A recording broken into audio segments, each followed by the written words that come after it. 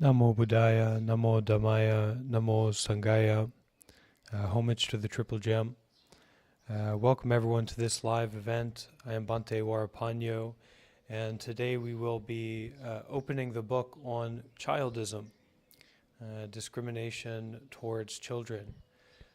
This is a very important topic for me, and I'm very excited that I have this platform in which to explore this topic of childism or discrimination towards children with our community. I hope that this can be an educational and inspirational work and research that we do to inform ourselves about how to be better people and how to protect children and support children to be free. I will have to admit that while I'm very interested in this topic, I'm not well read on it, and that's why we are coming together like this to read through this book entitled Childism by Elizabeth Young, Confronting Prejudice Against Children. And this is a book coming out of the Yale University Press from the year 2013, and I ask that we can bring as much reverence, as much depth and sincerity to this exploration as is possible.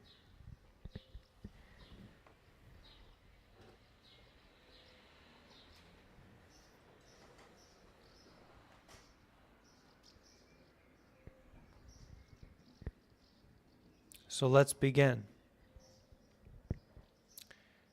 Introduction. What is in a word? There will always be individuals and societies that turn against their children. Breaking the natural order, Aristotle described 2.5 millennia ago in his Nicomachean Ethics. Quote, "The parent gives the child the greatest gifts, its existence, but also cherishment and education. And because the child receives, it owes the parent honor and helpfulness." People as individuals and in societies mistreat children in order to fulfill certain needs through them, to protect internal conflicts and self-hatred outwards. To project internal conflicts and self-hatred outwards, or to assert themselves when they feel their authority has been questioned. But regardless of their individual motivations, they all rely upon a social prejudice against children to justify themselves and legitimate their behavior. We are accustomed to thinking in terms of prejudice against women, against people of color, against other groups that are targets of prejudice, as we call them, in Western society, and we accept the idea that struggles against sexism and racism have been going on since the 18th century and will have to keep going on if these prejudices are ever to be overcome. But prejudice against children? Who even acknowledges its existence?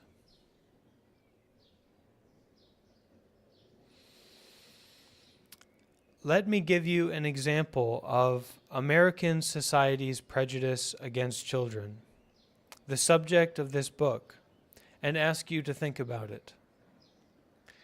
The example is a fact, a shameful fact.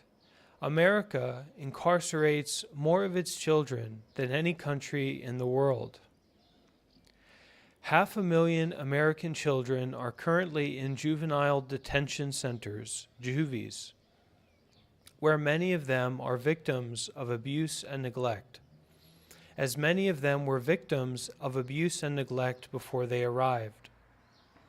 Some of the delinquents are there because they were arrested for a crime and are awaiting trial. They will be tried in courts that are permitted to sentence children convicted of homicide to life without parole in adult prisons. Until a recent Supreme Court decision, the courts could have sentenced them to death. Others were incarcerated without arrest. They were simply found on the streets, sometimes homeless, sometimes mentally ill, and judged to be out of control and dangerous to themselves and others. No one knew what else to do with them. America also incarcerates a higher proportion of its adult population than any other country in the world, a fact that is directly related to the one about child incarceration. Many children who have spent years of their lives in and out of juvie will join the adult prison population, which has increased sevenfold since 1970 and has now reached over 2 million inmates.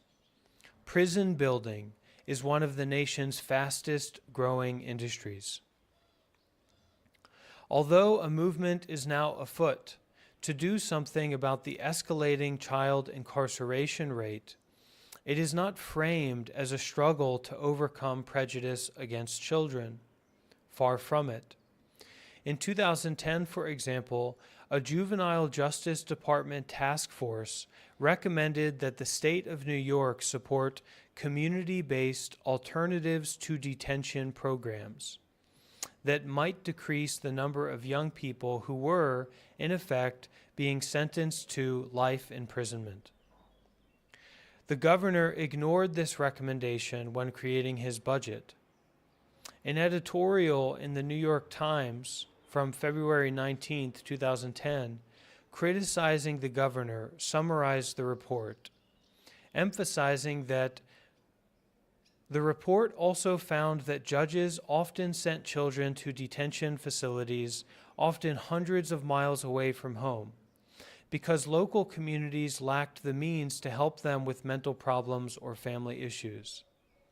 These are costly decisions, both in the emotional toll they take on children and the financial toll they take on taxpayers.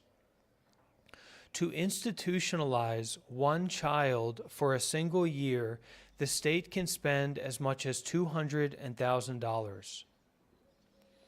The Times was certainly right to stress that means should be found to support local therapeutic programs and prevent the costly decisions being made by judges. But what about the motive and rationale for building those detention homes in the first place? Why was it ever considered a good idea to put a child in a prison-like facility? Why was it not considered abusive to imprison a child? And wouldn't the effect of such abuse take more than an emotional toll on the child? Yet, the United States tolerated and even encouraged such policies toward children, even as the rest of the world, 192 countries, ratified the 1989 UN Convention on the Rights of the Child, in which child imprisonment is forbidden. Somalia, which has not had a legitimate government since 1989, is the only other country that has not signed.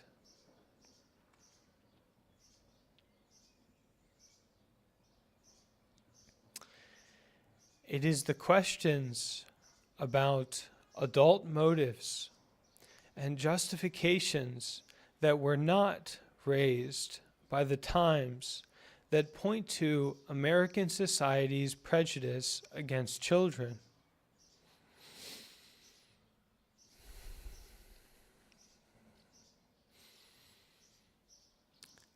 In this case, the idea that troubled children and youths should be removed from sight, the beliefs that children are dangerous and burdensome to society, and that childhood is a time when discipline is the paramount adult responsibility, reflect this prejudice.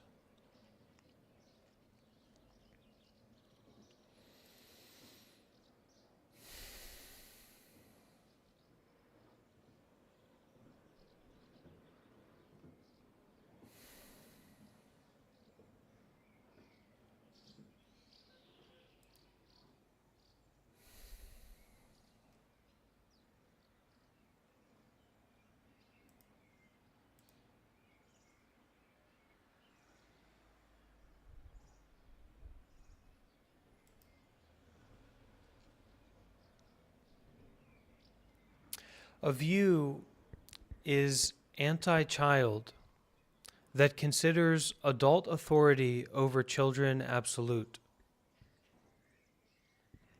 A view is anti-child that considers adult authority over children absolute to the point of life and death. But we have no generally accepted term for such a prejudice. Nothing comparable to racism, another societal prejudice, and one that helps explain why African Americans, particularly young males, make up a disproportionate percentage of the population of juvenile detention centers and adult prison. My first task in this book, then, is to make that word, the term whose definition is prejudice against children, a part of our vocabulary, and to provide a nuanced, comprehensive definition of it. My aim is to enable us, Americans and others, to move beyond editorializing over how much the care for antisocial children costs, and to start thinking about the huge range of anti-child social policies and individual behaviors directed against all children daily.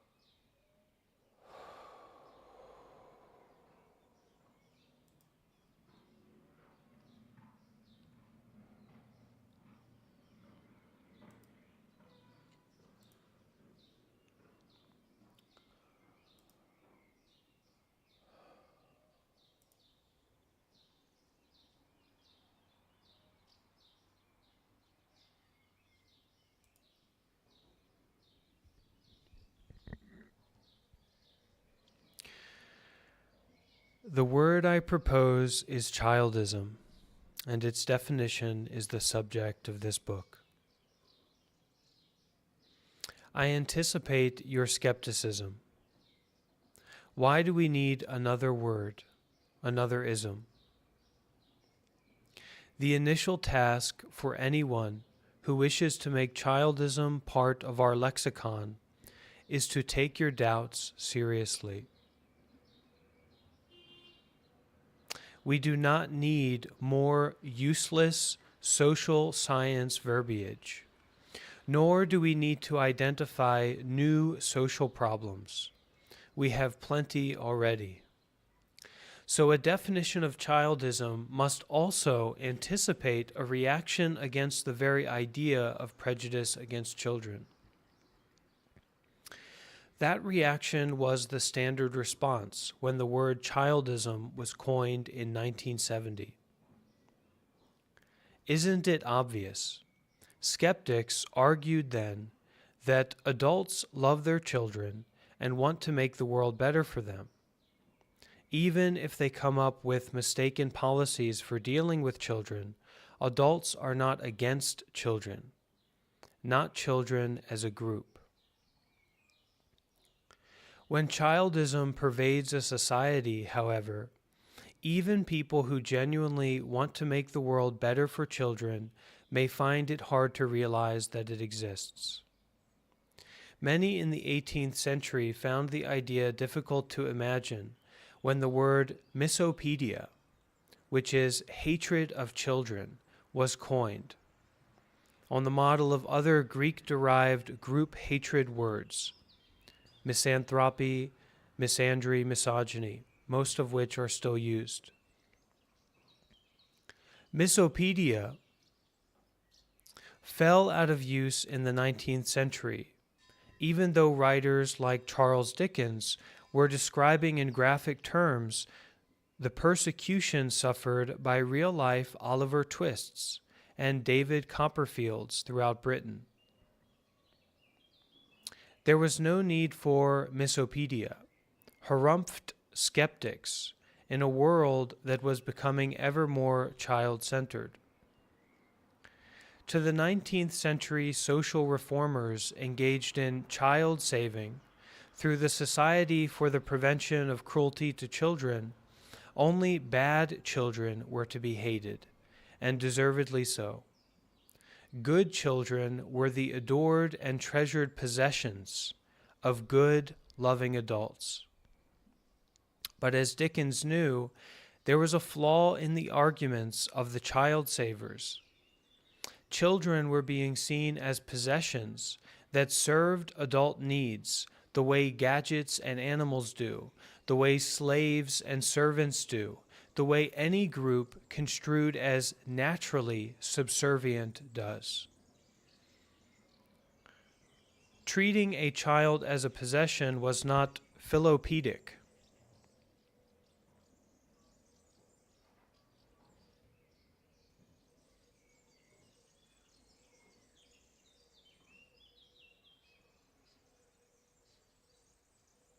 Rare word. In today's society, the word childism might do what misopedia could not. Highlight the fact that prejudice is built into the very way children are imagined. Unlike misopedia, childism does not reference the older miswords of group hate. Rather, it invokes contemporary words for prejudices, racism, anti-Semitism, sexism, each of which refers specifically to the idea of treating a group of people as a possession and legitimating their servitude with an idea in ism. People do not always hate those they subordinate, but those they subordinate with an ism, a prejudicial political ideology, they cannot love. But childism differs crucially from other ism prejudices named in the late 19th and early 20th centuries because, although many features of the phenomena have been explored, it has not been studied thoroughly as a prejudice. The word is not in our political discourse or our dictionaries, and no subfield of prejudice studies has been dedicated to children. Nor is there a discipline dedicated to childism within the relatively new field of children's studies, which dates only from the 1990s. Only from 1990. But such a focus could guide experts' explorations of how and why adults fail to meet children's needs or respect their rights, why children deemed antisocial are imprisoned, and how much designations are determined.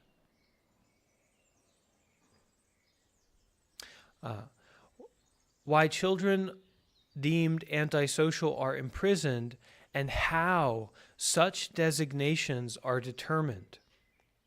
Why children remain in poverty. Why adults feel justified in attacking children. And in general, why American society fails to support the development and well-being of its children. Because we do not look for an underlying social cause, when adults fail to cherish their children or meet their developmental needs, little effort has been made to combat what I argue is a prejudice that rationalizes and legitimates the maltreatment of children.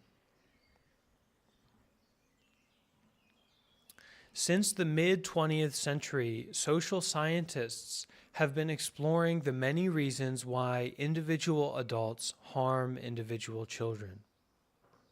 But they have not looked at the wider picture of how harm to children is rationalized, normalized. Prejudice against children is not the sole or the immediate cause of child maltreatment, but it is the conditio sine qua non. And we need to understand its various features if we wish to uncover the specific causes of maltreatment in any given instance.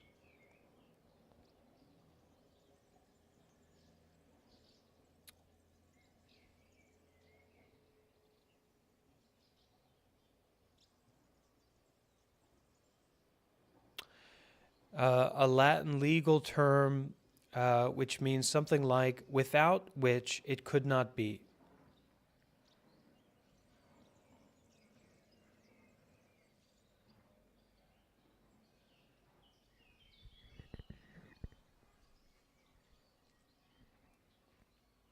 Why have we refused to recognize prejudice against children as a prejudice?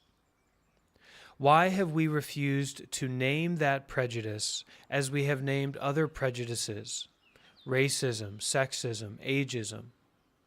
Consider the word sexism, which dates from 1965. Its usage enabled us to understand many phenomena: sexual harassment, unequal pay for women, gender-biased language, patriarchal property and divorce codes, pseudo-scientific conclusions about femaleness, domestic violence, sexual trafficking, as manifestations of a way of imagining or stereotyping women in order to justify treating them differently from men.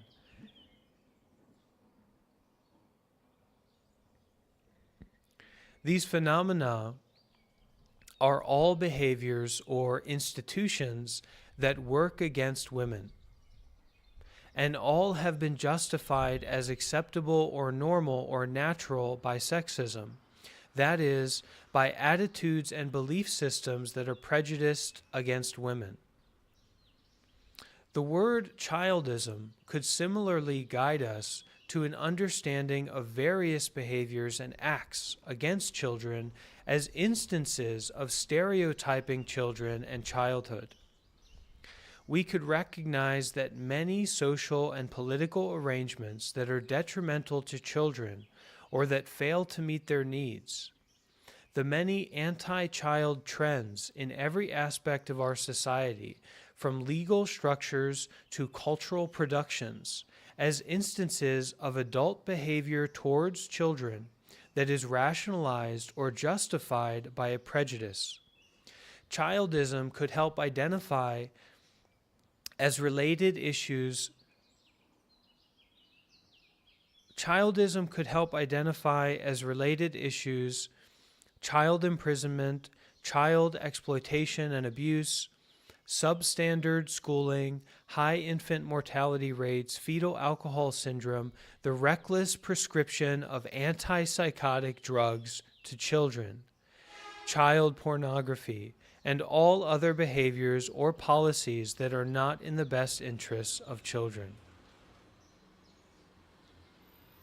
The behavior of adults who are childist, most of whom are parents, harms directly or indirectly the huge human population under the age of 18, which is now close to a third of the population worldwide, and in some places more than half.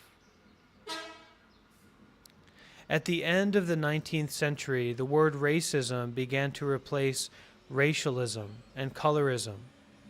It came into use after the Emancipation Proclamation, after the Civil War, and after the 14th and 15th Amendments to the Constitution had enfranchised former slaves. While a political victory had been won, many African Americans recognized and decried the racism that remained, deeply entrenched in the social and political life of the nation. It remains still. Sexism, too, appeared at a moment when women whose grandmothers had won the right to vote in the United States and in other nations were struggling to find the promised equality in private as well as public life. They realized they were up against something, or something was up against them, for which they did not have a name. Something more complex than misogyny was relegating them to the position of the second sex. The existing understanding of prejudice against women, they realized, was neither comprehensive nor psychologically deep. It lacked a philosophical critique or questioning of premises, and thus had in many ways misconceptualized the phenomena. These women's courageous rethinking of the prejudice against their sex led to women's studies programs and second-wave feminist theorizing, and these in turn led to efforts to combat this prejudice that spread to include every realm of culture and every region of the world. These efforts continue today. I am not proposing that we adopt the word childism in order to launch an inquiry into prejudice against children. In diverse areas of science and, social policy, and child advocacy, that inquiry already exists without the word, or with out-of-focus words like anti-youth racism, juvenile ageism, ephibophobia, fear of adolescence, and adultism, indicating a prejudice in favor of adults. But the inquiry into prejudice against children, and these terms for it, have spurred no political consciousness and had no political meaning. What is needed now is a term that will have political resonance, something that can operate as sexism did to raise our political consciousness, to help those who have been pursuing inquiries into anti-child behavior formulate, unify, and report the results of their studies. Childism can act as an umbrella concept, a heuristic, and a synthesizer, and it can function as a guide for political action. It can help research and connect a lot of dots. Just as important, acceptance of childism as both a word and a social reality could help us correct existing ill-conceived inquiries and misunderstandings. The matter is urgent, for on the basis of misguided and rigid theories, we have put in place institutions and policies that harm children, that are themselves manifestations of childism. The legal phrase, "in the best interests of children," has given guidance in the courts. It is now being applied to work for reform in policies affecting children, including child imprisonment policies. But we need a word that applies across all facets of children's lives, that reflects their experiences and what they themselves know about prejudice. The moment is overdue for adults to rethink and reform their attitudes toward children. Giving children the vote, or encouraging them to take part in the political process, both avenues for combating prejudice against women and persons of color, will not work for children. A brief, wrong-headed, adult-led children's liberation movement in the early 1970s did try to position children as political actors, even as voters with voting rights. But this was sheer patronization and quickly became part of the problem of childism, not part of its solution. Unlike any other group that has been targeted with prejudice, Children cannot be direct political actors. Although they should be educated to become political actors, thinking and acting for themselves, individually and in concert. But while children are learning to become political participants, adults need to consult them about their needs and to represent them in the political arena.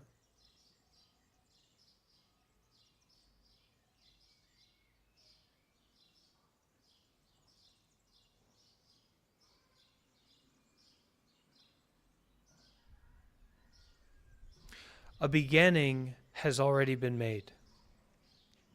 Two remarkable UN documents, drafted by adults, acknowledge that children have basic human and political rights.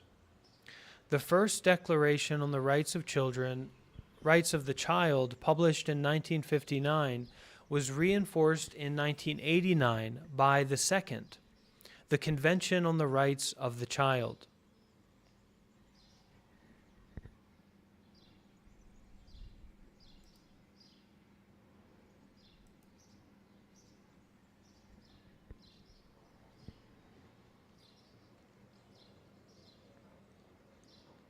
Which was the result of 30 years of scientific and political explorations into how best to implement and enforce the Declaration. Not coincidentally, over those 30 years, a reliable science of child development emerged for the first time in history. Child development as a field can reinforce the international political work of adults who are determined to create a better world for all children. The Declaration begins with the forthright announcement that children have rights and that adults and governments have obligations to children.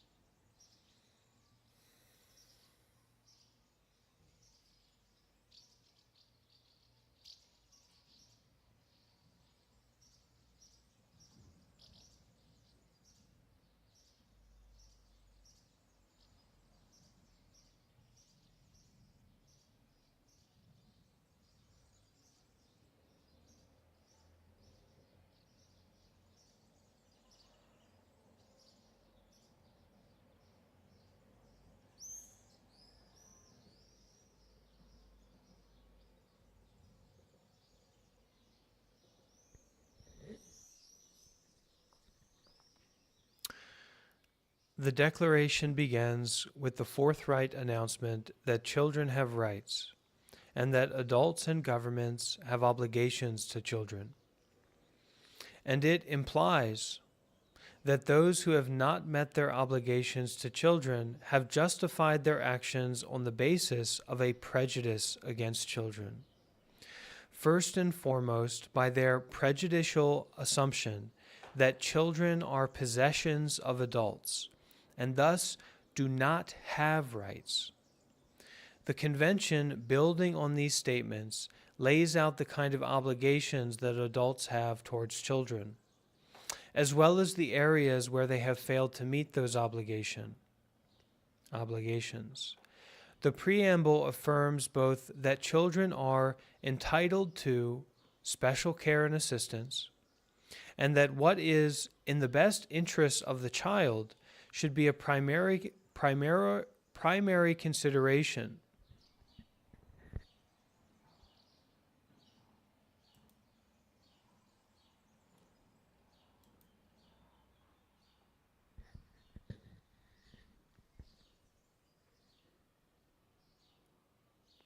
The preamble affirms both that children are entitled to special care and assistance, and that what is in the best interests of the child should be a primary consideration in all questions concerning them.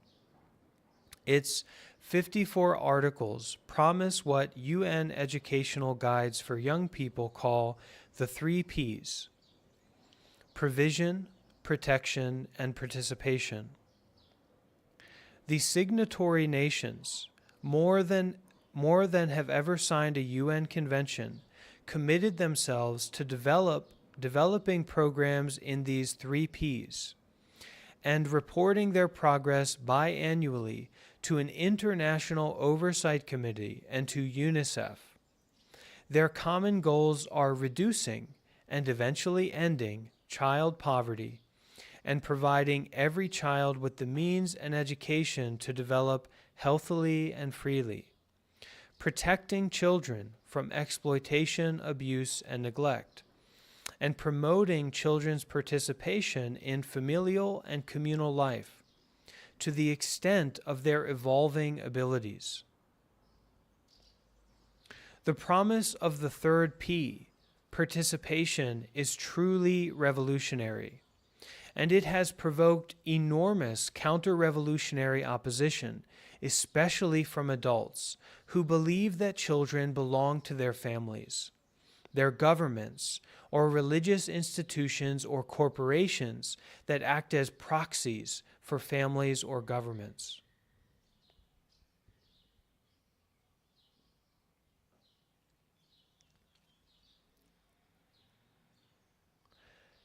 The promise of the 3rd P, participation, is truly revolutionary, and it has provoked enormous counter-revolutionary opposition, especially from adults who believe that children belong to their families, their governments, or religious institutions or corporations that act as proxies for families or governments. The UN documents, though crucial first steps, are only the opening statements in a conversation that must be ongoing and that needs to address questions that neither the Declaration nor the Convention was designed to raise. For it is the answers to these questions that will help us understand what keeps parents and governments from fulfilling their acknowledged obligations to their children. We need now to turn to what motivates childism in individuals and groups, and what conditions most foster or hinder childism in societies. We must seek the underlying motive that helps explain why many adults do not deny that children have rights.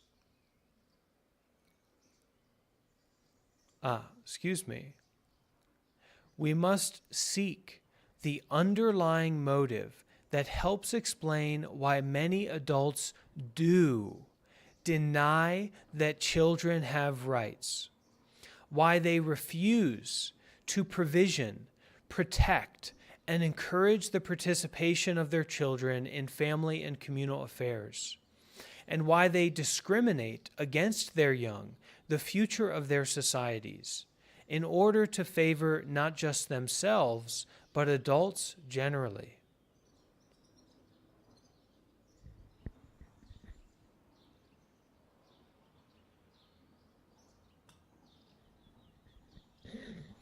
It is important to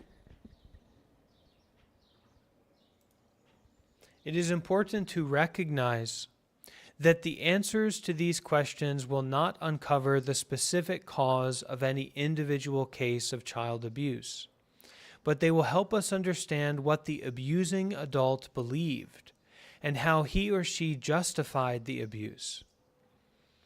Until recently, researchers in various disciplines have explored specific motivations and legitimating motivations without attempting to distinguish between the two. And this has meant that their efforts lack a coherent vision. They have not been systematized or summarized.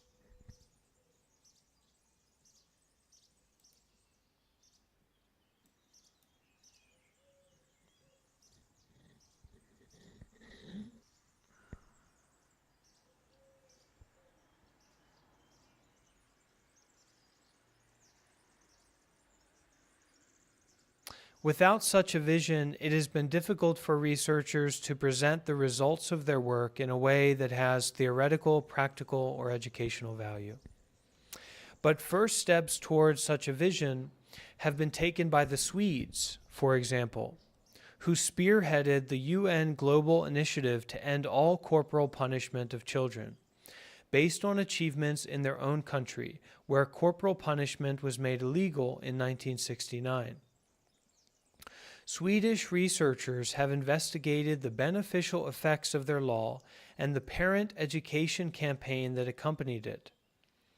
Both parenting practices and parental attitudes toward children have radically improved in Sweden. But this is a rare case in which researchers both investigated the issue as a societal problem rather than an individual one, and considered the problem from the point of view of the children. How might we go about listening to the victims of childism as researchers look into racism, sexism, and homophobia? Learn to listen to the victims of those prejudices, including themselves. By consulting children and considering their viewpoints, we can help them understand their own experiences and prepare them to participate in the struggle against childism and other prejudices.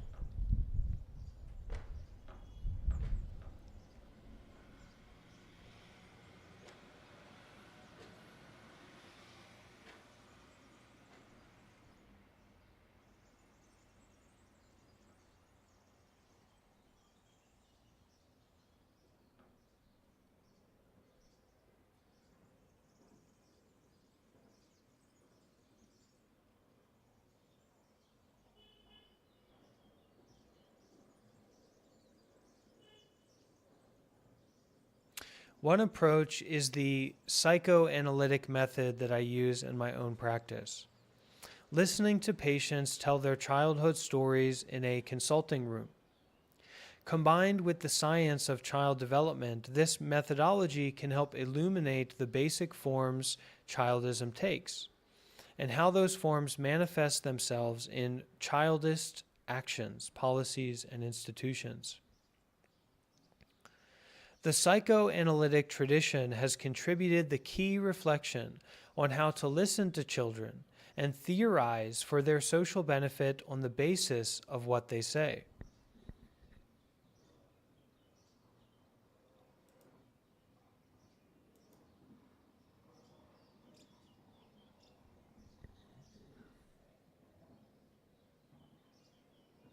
My touchstone text is a trilogy collected under the title In the Best Interests of the Child, which the child psychoanalyst Anna Freud began to publish in the 1970s with her colleagues.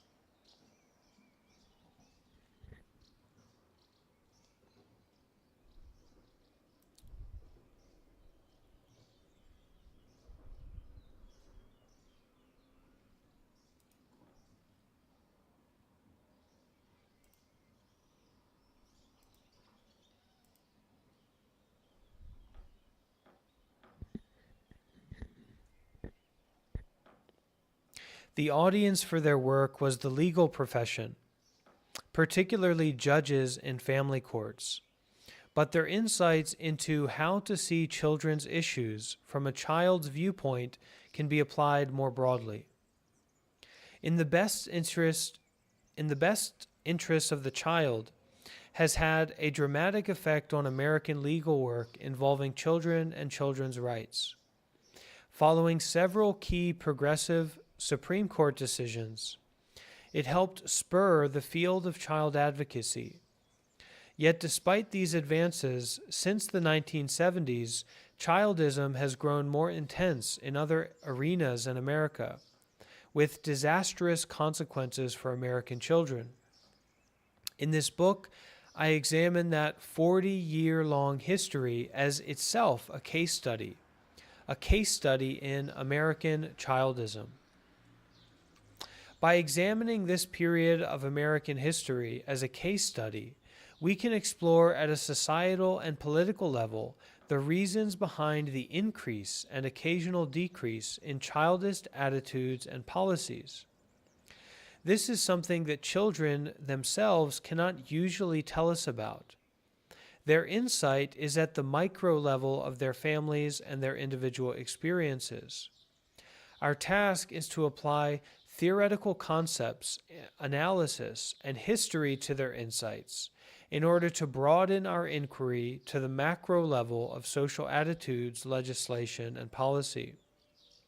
For this, we need to examine their parents, who were and are at the center of the case study. This generation of parents, my own generation, the post-World War II baby boomers, now in their 60s, became in the 1970s deeply conflicted in relation to their children, as well as to the future more generally,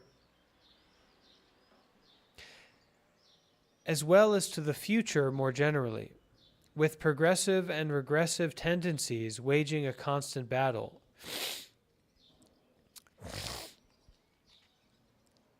The widely used phrase culture wars hardly does justice to the confusion and malaise that have permeated America from those years forward. Many of this generation came to adulthood as vocal opponents of contemporary forms of racism and sexism, and they devoted vast energy to improving the study, discussion, and policies directed at those prejudices.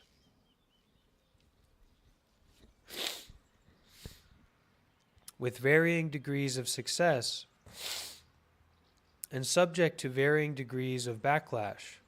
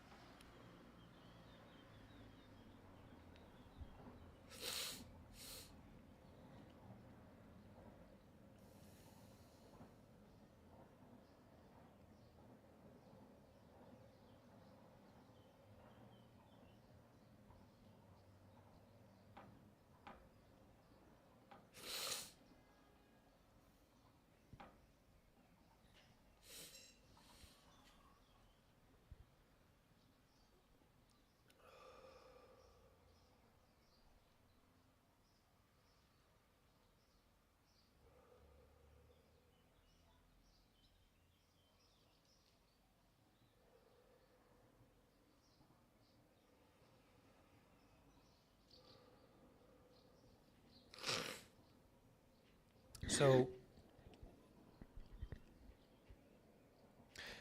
many of this new generation from baby boomers came to adulthood as vocal opponents of contemporary forms of racism and sexism, and they devoted vast energy to improving the study, discussion, and policies directed at both those prejudices, racism and sexism, with varying degrees of success and subject to varying degrees of backlash.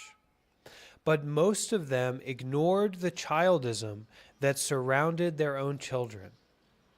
born in the 1970s, and that sometimes pervaded their own homes. Further, over time, the majority of this generation, including both conservatives and liberals, became, for complex reasons, childist.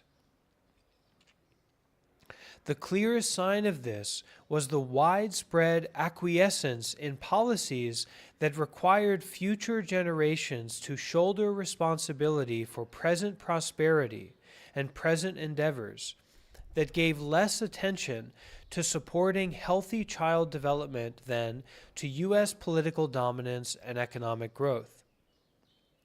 The young have been saddled with a world of violence, riddled with economic inequality, and endangered by a disastrous lack of environmental oversight.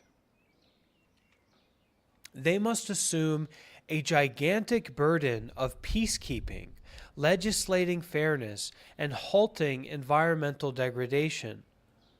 Even as their children's future was being mortgaged, some in the baby boomer generation were fighting to protect it, forming child advocacy organizations like the Children's Defense Fund. Since the 1970s, the CDF has kept statistics on the harm being done to America's children. Consider the chilling numbers in the 2009 summary report that preceded the present economic crisis.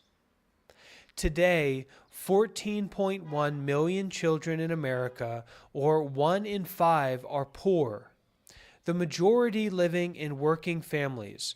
Almost 900,000 children each year in America are abused or neglected 1 every 36 seconds. 40% of these children get no services at all after the initial investigation.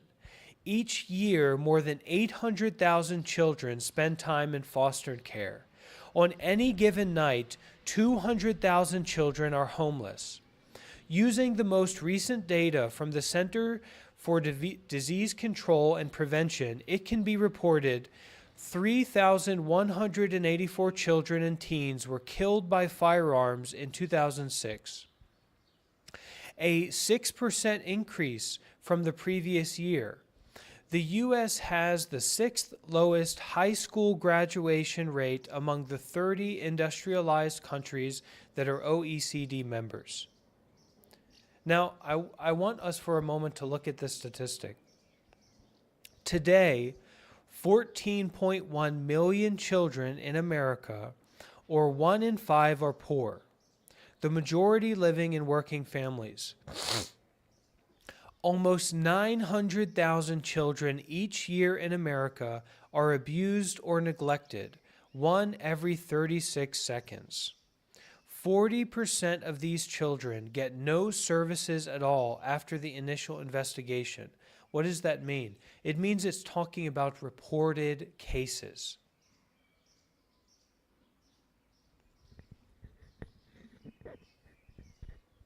It must be at least double that. But the child advocates, supporters of the 1960s Great Society initiatives to help children, could not stop or even slow the anti-child trend that began during Richard Nixon's presidency, was normalized during the Reagan years, continued during the Clinton years, and escalated dramatically during the George W. Bush administration. So strong has been the anti-child trend that every U.S. Congress since 1989 has refused to ratify the UN Convention on the Rights of the Child. The international community's pioneering effort to hold adults accountable for the well-being of their young. In this American story, the first group of victims, children denigrated as they reached adolescence with the title Generation X, were cast by childist policy decisions into increasingly unequal groups, the well-off and the poor, the abused and the not abused. Such divisions, especially the less well-known one between those who were abused and those who were not, made it almost impossible for policymakers and the general public to recognize the diverse motives of child maltreatment. It also practically closed off any consideration of what maltreatment feels like to children, who experience it as running on a continuum from they love me to they love me not.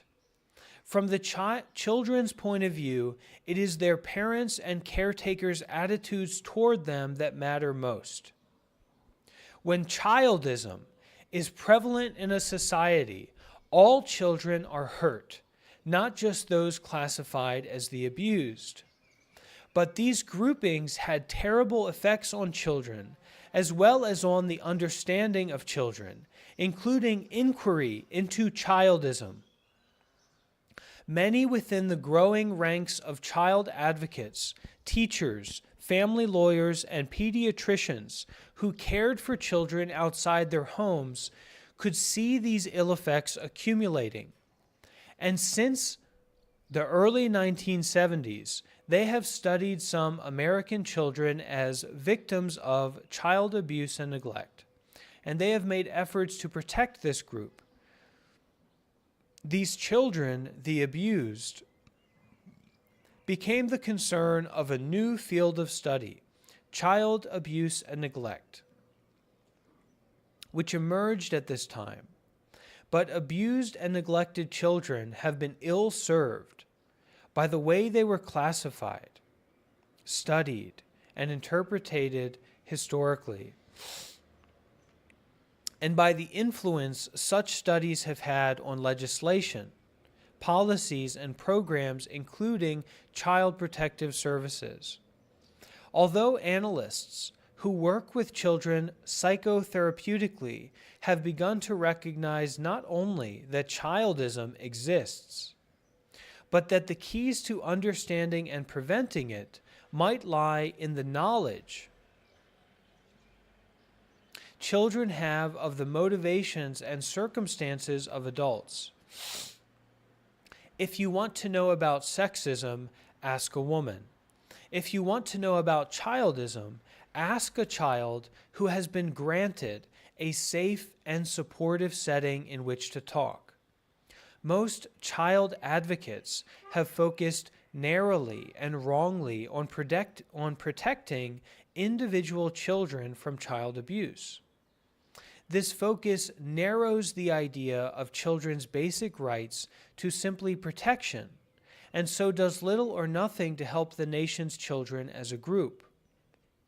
Indeed, by every measure of provision, protection, and participation promised in the 1989 Convention on the Rights of the Child, the condition of the Americans' children as a group has deteriorated over the past 40 years, particularly among the poor and abused.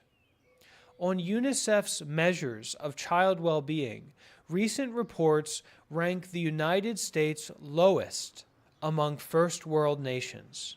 America has the highest rates of child abuse in the world. America has the highest rates of child abuse in the world.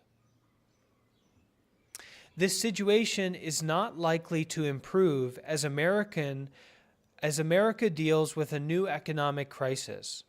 Further escalation in childism is likely unless the new leadership generation acknowledges that prejudices against children is a social reality as well as a feature of individual psychology and pathology.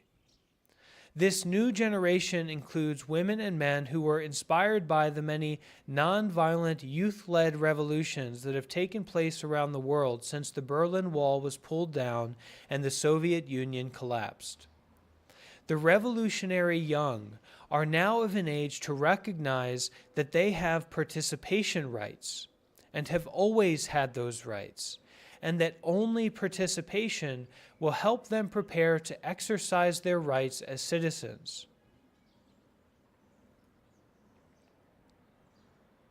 America has the highest rates of child abuse in the world. The new leadership generation must be able to grasp the meaning of these post-1989 revolutions, as well as heed the hopes for a new beginning that are coming from their own children and their children's advocates.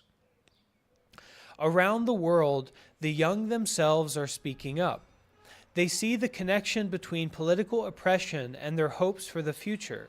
They see the connection between their own endangered future and that of the planet we all live on. This book is intended as a working paper for all who are fighting the oppression of children, both those who recognize it as a result of prejudice and those who do not. It is my hope that through conceptual analysis, philology, history, literary analysis, political theory, and psychoanalytically informed therapy, it can offer a manifesto on why we must and how we can combat this newest ism.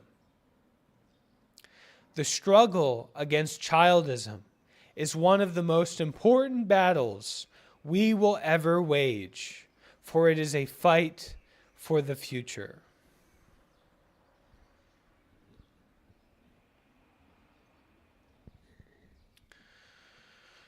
Dear community, this has been our introduction to childism. We will continue this work over the coming days. Please join me. Please inform your community about this work, and we will continue. Be well.